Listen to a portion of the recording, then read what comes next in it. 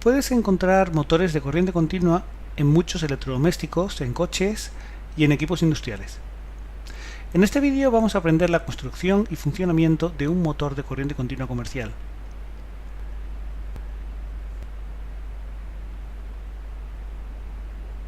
Aquí tenemos un motor de corriente continua que se ha simplificado al máximo. La parte fija, el estator, provee un campo magnético constante, en este caso gracias a un imán permanente. El rotor, que es la parte que gira, es una simple espira, o en este caso un conjunto de espiras al que llamamos arrollamiento, bobina o devanado.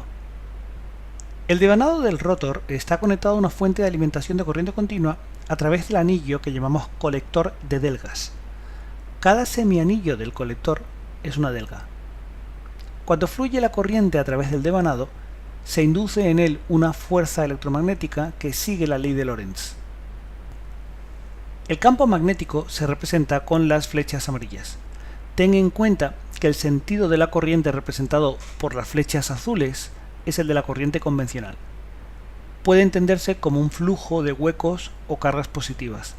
Con esto en mente, para el vídeo y aplica la ecuación de Lorentz para decidir en qué dirección y sentido va la fuerza.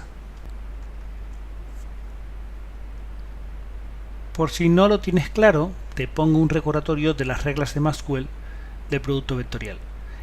Ponemos la mano extendida de tal manera que los dedos apunten al primer vector y el segundo vector salga de la palma en cualquier ángulo. Si lo hemos hecho bien, al cerrar los dedos estaremos llevando el primer vector sobre el segundo vector, es decir, v sobre b. En estas condiciones, el pulgar extendido, como cuando hacemos autostop, nos dará la dirección del vector resultante, que es la fuerza en este caso.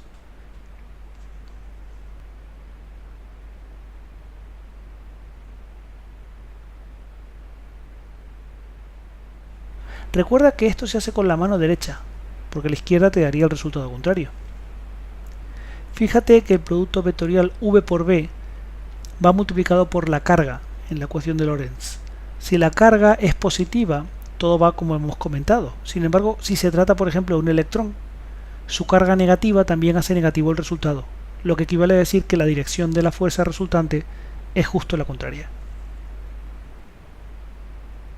Cuando curvas los dedos, tienes que llevar al primer vector sobre el segundo, siguiendo el ángulo más corto posible, es decir, como máximo 180 grados. Por eso, al hacer el producto vectorial v por b, hay que llevar al vector v sobre el vector b por el ángulo que estamos viendo aquí. La fuerza resultante que marca nuestro pulgar apunta hacia el espectador. La representamos con un punto que indica la punta de una flecha imaginaria que sale de la pantalla hacia el espectador. No cometas el error de curvar los dedos a lo largo del ángulo más largo. Aquí lo estamos haciendo mal, porque recorremos más de 180 grados y claro, la fuerza resultante es incorrecta. Nuestro pulgar apunta aquí hacia la pantalla. Representamos esta fuerza con un aspa que sugiere la parte trasera de una flecha imaginaria que se mete en la pantalla.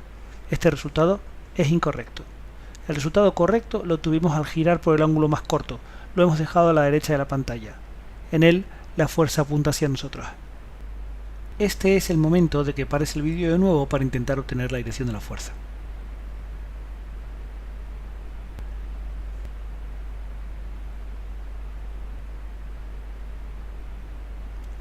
Observa que cuando el devanado se sitúa perpendicularmente al campo magnético, se intercambian las delgas con la escobilla de alimentación, con lo que la corriente ahora entra por la delga por la que antes salía, y viceversa.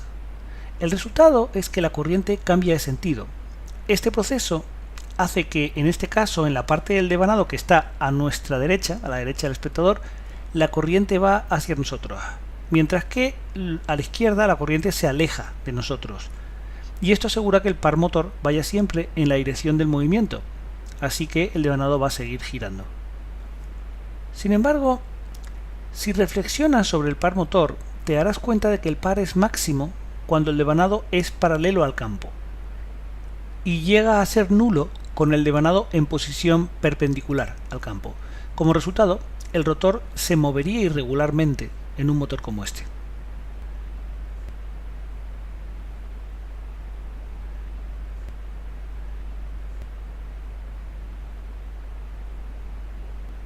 Hay un truco para superar este problema. Añade otro devanado con su propio par de delgas. Con este arreglo, cuando el primer devanado está vertical, el segundo devanado estará conectado a una fuente de energía. De esta manera, una fuerza motora estará siempre presente en el sistema.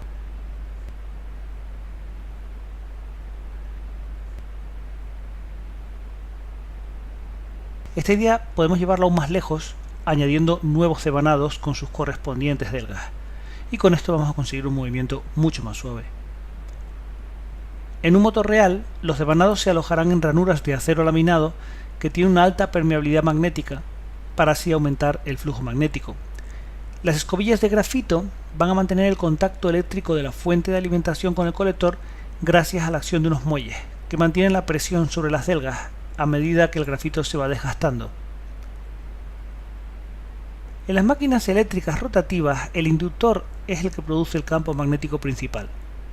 En las máquinas pequeñas puede ser un imán permanente, pero en la mayoría de los casos se requiere más potencia que se consigue con un electroimán.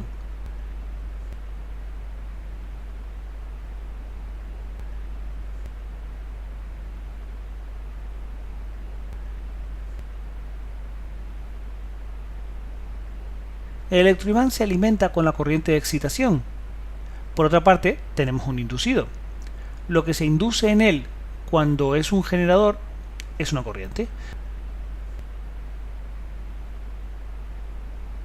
Cuando es un motor, lo que se induce en él es un par motor, es decir, la fuerza que impulsa el motor.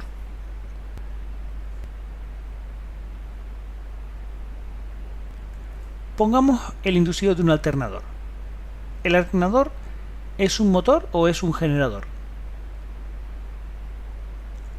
El alternador es un generador, aunque si respondiste que puede funcionar como un motor, también acertaste.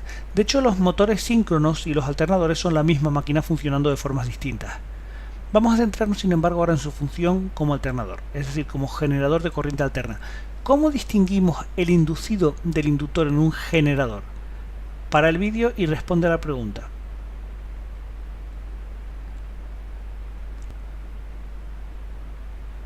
En un generador se produce el campo magnético principal en el inductor, mientras que la corriente se genera en el inducido.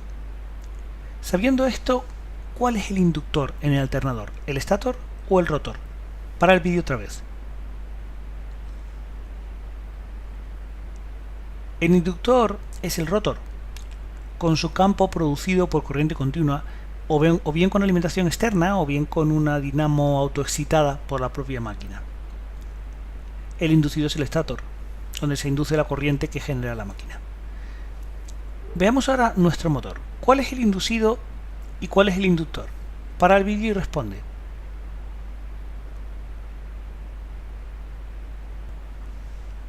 El inducido es el rotor, donde se produce el par motor. Por él circula la corriente del inducido.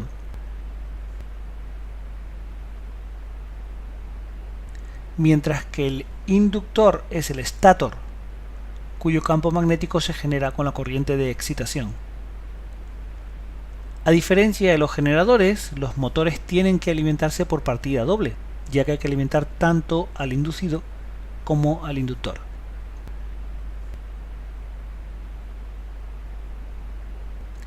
Hay una excepción. Algunos motores de corriente continua pequeños no necesitan electroimán inductor y en su lugar incorporan imanes permanentes. Sin embargo, en la mayoría de los casos esto no es así. Tenemos que alimentar tanto al rotor como al estator. Esto puede hacerse con la misma fuente. Y una forma de hacerlo es en paralelo. Observa el esquema de conexión.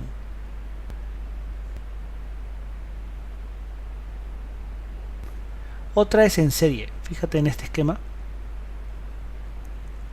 El resultado son dos tipos de motores de corriente continua, motor en paralelo y motor en serie. Aprende los nombres alternativos a paralelo. Significan lo mismo, derivación y su equivalente en inglés, shunt, se utilizan en los exámenes PAU con preferencia sobre paralelo. El motor en serie posee un buen par de arranque, es decir, arranca con fuerza, pero su velocidad cae en picado al aumentar su carga, es decir, el esfuerzo que tiene que realizar.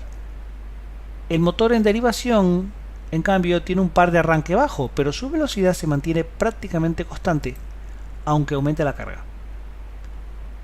Es posible obtener un motor que no tenga las limitaciones de los motores de corriente continua con excitación en serie ni las de los de excitación shunt. Es decir, es posible obtener un motor que frente a diferentes cargas tenga una velocidad más estable que la que tiene el motor de corriente continua con excitación en serie y que al mismo tiempo tenga un mejor par de arranque que el que tiene el motor de corriente continua con excitación en derivación. Esto se consigue con el motor de corriente continua con excitación compuesta. En él se divide la excitación en dos partes, una se pone en serie con el inducido y la otra en derivación. El ramal que incluye el inducido puede incluir o no a la parte del inductor que está en serie con él. Cuando lo incluye tenemos una derivación larga, cuando no lo incluye tenemos una derivación corta.